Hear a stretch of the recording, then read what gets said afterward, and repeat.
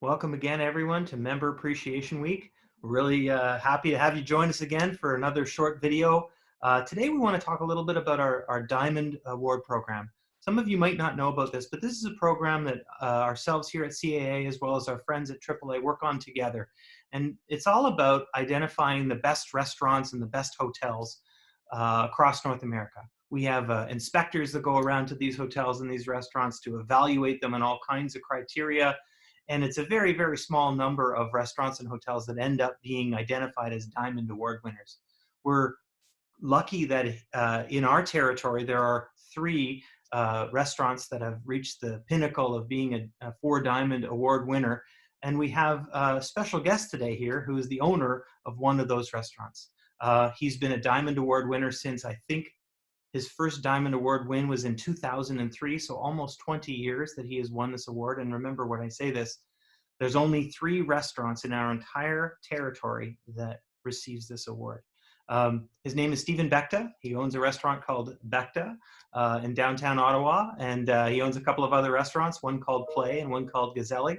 And he's going to join us today and talk a little bit about his restaurant, his origin story, and some of the things that are happening for them during this challenging time we have during the COVID situation. So look forward to welcoming Stephen to meet you guys today. All right, well, welcome, Stephen Beckta, to Member Appreciation Week. You're so glad that you could be here with us and tell us a little bit about yourself and your restaurant, and of course, draw some attention to this Diamond Award program that we're so proud of at CAA. Wonderful. Thank you very much, Jeff. It's great to be with you, and it's great to think about restaurants again and reopening and welcoming guests into the restaurant. And we have been, just so honored to be part of the 4 Diamond program that, since we opened in 2003. So we got a lot of diamonds on our wall. So that's right. So do you then have 17 diamonds at this point? Well, times 4, yeah. They're all lined up in our front hallway at Beckta. That's amazing. That's amazing. I've actually seen it, and it's great. In fact, we have a shot of Stephen with all of his Diamond Awards behind him that you can see on our website if you go check that out after you see this video. So glad that you were able to join us. I really wanted to, ask you your impressions of the program and why you decided to kind of put your name in that hat to be evaluated and to aspire to get this award. Well, it is really one of the true restaurant evaluation programs that are out there that allows us to be recognized for the kind of things that we do, for the high level of service and hospitality and food that we like to offer our guests. It's something that we've always esteemed.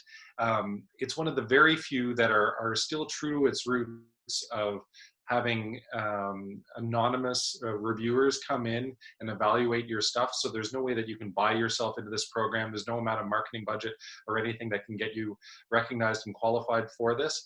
And so we love that it is truly objective, and it really gives drivers and our guests and the dining public an ability to see unfettered access to great, honest reviews from true professional reviewers out there. That's awesome. That's awesome. So I, of course, have to ask, since we're in the middle of this challenging COVID situation, you, like so many other restaurants, are figuring out how to make it all work and sort of bridge between the sort of when we stopped and when we start again. Tell me about some of the things that Beckta is up to in terms of making offerings available to customers. Right. So, after a couple of weeks of sort of figuring out which way up was, we wanted to find ways to be able to continue to connect with our guests when we couldn't open our dining rooms. Now, we didn't want to do the traditional takeout because we were very concerned with the safety of our staff. So we wanted to keep it a limited group, spread out. We have 3 restaurants. We have 3 wine cellars, and the provincial government recently changed the rules so that we could sell wine off premise along with some food. And so instead of doing meals with a bottle of wine, we flipped it on its head and said, let's curate a special wine case for our guests individually based around their preferences and what we know of them. And then we'll serve it with some cheese and charcuterie that are very easy to prepare and put together high quality, delicious products that one chef can do on his own in isolation. and it's worked out really well. So we've sold about 400 of these packages in the last 3 weeks, and the demand has just been overwhelming. Like we're sold out through the middle of next week, and the response has been incredible. To be able to show up at people's doorstep, socially distanced, and hand them a package with some great descriptions of the wines that we've specially chosen for them, with some great cheese and charcuterie, is wonderful. To be able to connect with those guests that we haven't been able to see, it's been really fun, and it's allowed us to free up some cash flow, pay some bills, and hire back 9 staff members so far. And as we grow this thing, we keep adding more and more people. Every week we add a few more people, and it's just incredible. So hopefully this keeps rolling. That's great. That's great. That's such a creative thing that you've done. And I remember seeing actually your posting, I think on Instagram or Facebook, you walking out of a car, dropping off wine to somebody's house and a charcuterie to somebody. I thought, oh, I think I need some of that maybe. There you Um, go. Amazing. And thanks for the yeah, it's awesome. So, you are certainly such a well-known person in the restaurant sector, not just sort of in Eastern Canada, but really Canada-wide, I think. I'm sure a few people would like to get a little bit of a sense of your origin story. So, I still remember the very first little restaurant you really opened in an old house somewhere. I can't even remember where exactly it was, but then you ended up opening up on Elgin. And, I'd love to kind of hear just a little bit about how you first started, got your first restaurant going, and then when you decided to make the transition to the Elgin Street location. Sure. I mean, I actually started working in restaurants when I was 14 as a busboy, and I just loved it. I loved the restaurant family that took me in and made me feel comfortable and cared for. And I knew right away that I wanted to open my own restaurant. And so that dream came true when I was 29 on Nepean Street. And we opened Beckta 1, and that went really well. And then after a while, we said, you know what? We want to try something different, something a little more casual. And so we opened up Play, which is really focused on small plates and pairing with wine, and that was terrific and fun. And then a few years later, I really wanted to do something in my neighborhood, and so we opened up Gazelig in Westboro.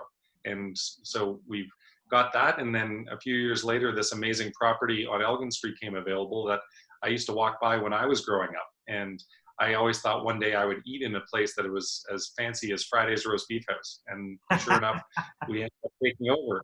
And, it's just been a wonderful, wonderful journey. Obviously, COVID has put things back a little bit, but it really makes me appreciate what we do have. And Beckta is going to be such a great place when we are able to reopen again, because we already have so much social distance between tables. It's a really fine dining restaurant with nice tablecloths and lots of space around. We have 9 different private dining rooms that people can book out. So it's going to be really terrific when we start easing back into regular dining again, even at distance. That's great. That's great.